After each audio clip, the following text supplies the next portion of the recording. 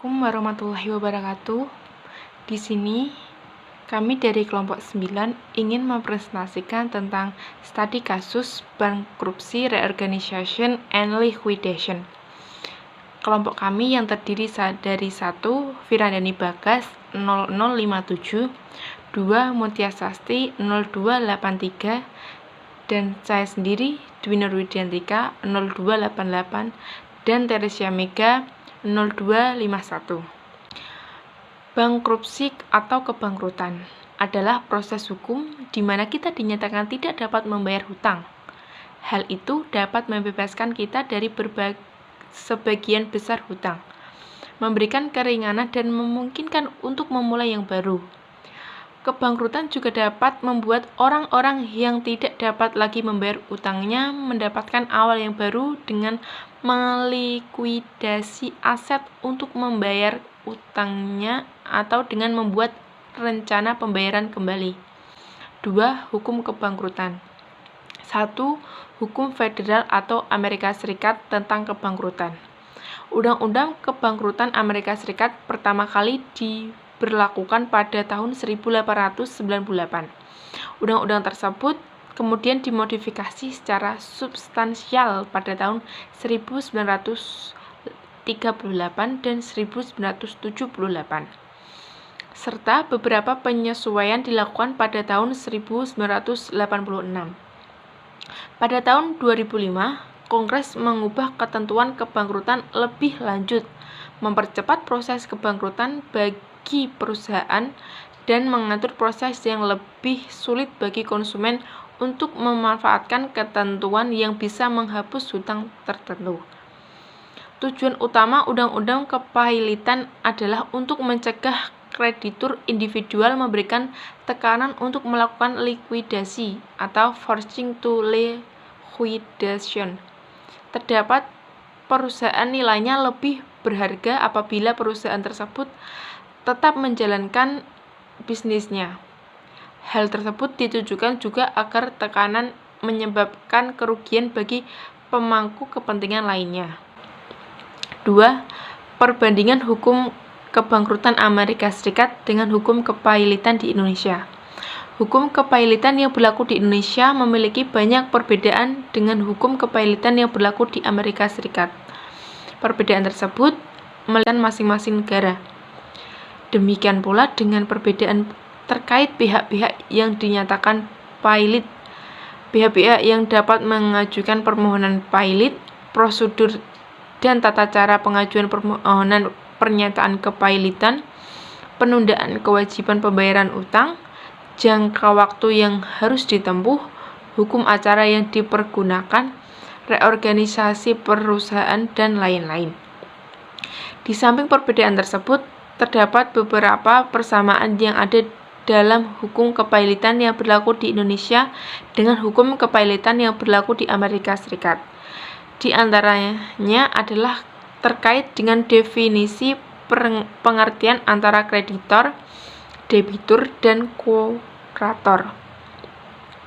Selain itu, terdapat persamaan dalam hal lembaga penundaan kewajiban pembayaran utang di Indonesia dengan reorganization di Amerika Serikat.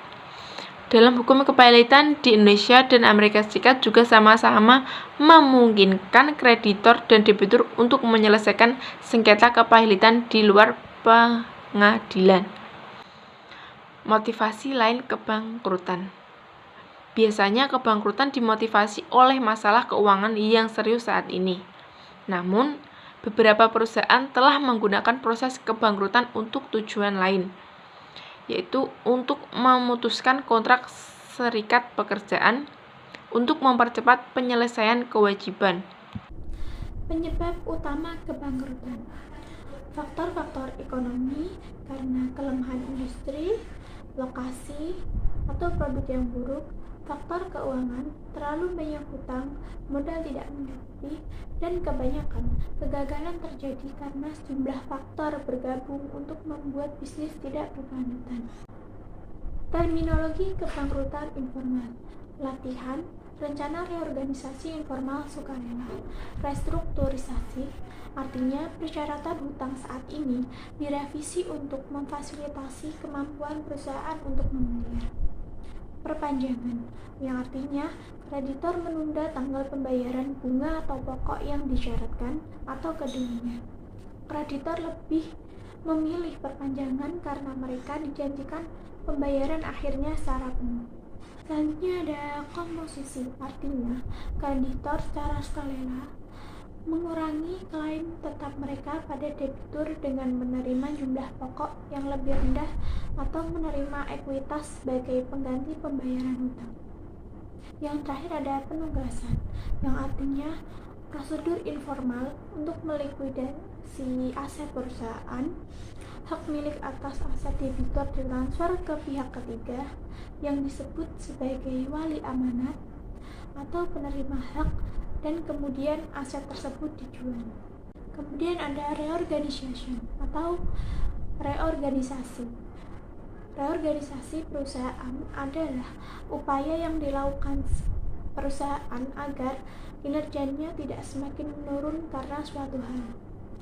Reorganisasi dalam aspek finansial dilakukan untuk melakukan beban finansial yang tetap sifatnya. Dengan demikian, asumsinya bahwa perusahaan masih mempunyai kemampuan operasional yang baik.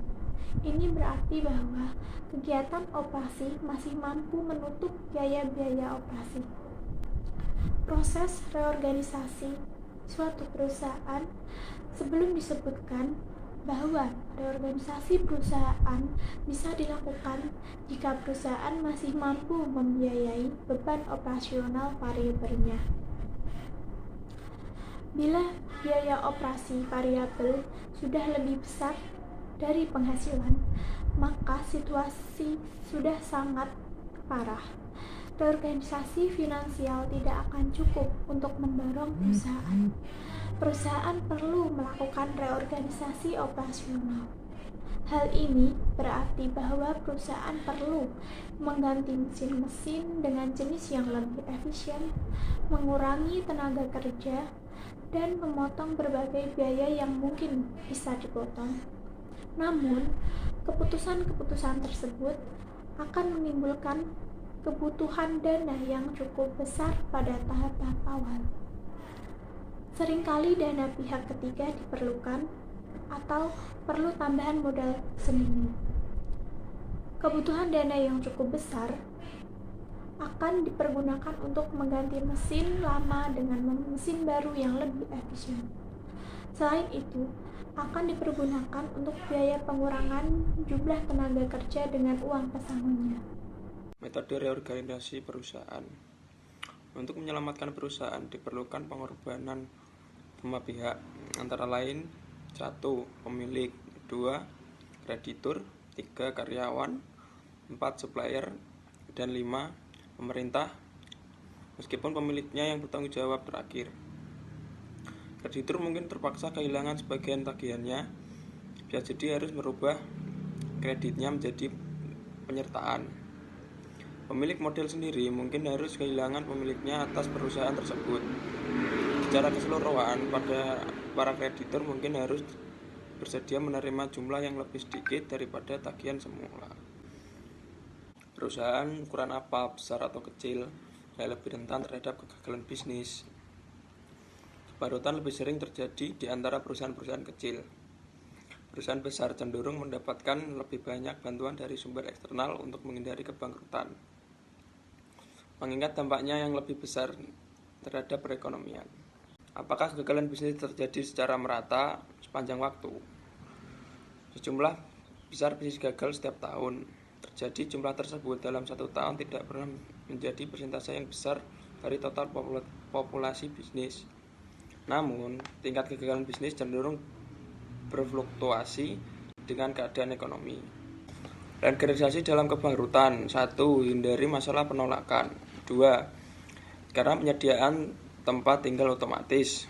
Hindari masalah kumpulan umum. 3.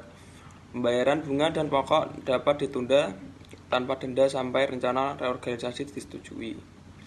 4.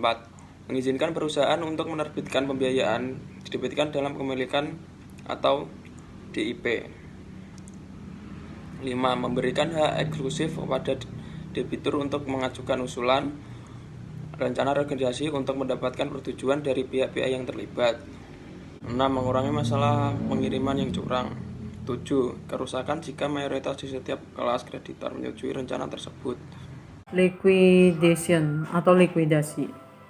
Likuidasi adalah pembubaran perusahaan oleh likuidator dan sekaligus pemberesan dengan cara melakukan penjualan harta perusahaan, penagihan piutang, pelunasan hutang, dan penyelesaian sisa harta atau hutang di antara para pemilik. Pengertian menurut para ahli, likuidasi adalah proses akhir saat persekutuan tidak lagi melakukan bisnis. Likuidasi ditempuh bila kreditur berpendapat bahwa prospek perusahaan tidak lagi menguntungkan. Kalaupun ditambah modal atau merubah kredit menjadi penyertaan, tidak terlihat membaiknya kondisi sebuah perusahaan. Dalam keadaan seperti ini, biasanya para kreditor lebih menyukai untuk meminta perusahaan dilikuidir. Kadang-kadang sebelum para kreditor memutuskan untuk meminta perusahaan dilikuidasi, mereka bersedia menyelesaikan sukarela. Dalam hal ini, mereka sepakat untuk menunda tagihan mereka, baik atas bunga maupun pokok pinjaman. Cara ini hanya akan ditempuh jika para kreditur berpendapat bahwa perusahaan memang masih akan mampu memenuhi kewajiban finansial di masa yang akan datang. Bila perusahaan dinilai tidak punya prospek lagi, para kreditur juga bersedia menempuh cara composition dalam penyelesaian kewajiban finansial sebuah perusahaan. Proses likuidasi. Untuk menghindari kesalahan dalam proses likuidasi persekutuan, likuidasi umumnya dilakukan dengan prioritas sebagai berikut. Prioritas pertama, kewajiban terhadap para karyawan atau hutang, upah dan gaji dipenuhi terlebih dahulu. Prioritas kedua, kemudian kewajiban terhadap pemerintah atau hutang pajak dipenuhi. Prioritas ketiga, setelah itu aktiva yang diagunkan dijual dan dipakai untuk melunasi hutang yang dijamin dengan agunan tersebut. Nah, bila hasil penjualan aktiva ini mencukupi, maka sisanya dapat dipergunakan untuk melunasi kreditur umum. Sebaliknya, bila tidak mencukupi, kekurangannya menjadi kreditur umum. Kesimpulannya yaitu, dalam menjalankan operasinya sebuah perusahaan dapat menjadi besar sehingga terkadang menimbulkan kesulitan dalam pengelolaannya. Perusahaan juga dapat mengalami kesulitan dalam beroperasinya. Kesulitan dapat terjadi karena masalah operasional atau dapat juga karena masalah pembiayaan. Kesulitan akan memaksa perusahaan melakukan reorganisasi operasional. Dan yang kedua, dengan reorganisasi finansial. Pemilihan cara tersebut dilakukan bila dipandang bahwa prospek bisnis memang masih baik. Bila tidak, perusahaan lebih baik dilikuidasi. Sekian dari presentasi kelompok kami. Apabila ada kesalahan, mohon maaf. Kurang selebihnya. Terima kasih.